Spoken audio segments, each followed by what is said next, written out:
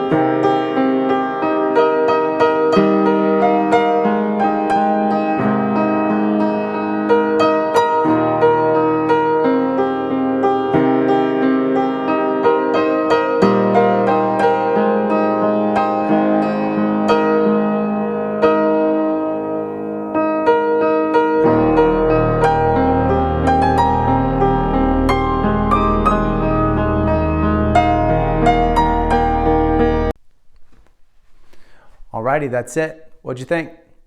Now, we are filming inside today because it is a little rainy outside. It's touch and go right now. But what'd you think of the house? Is $700,000 a lot or a little for this house? I'd love to know.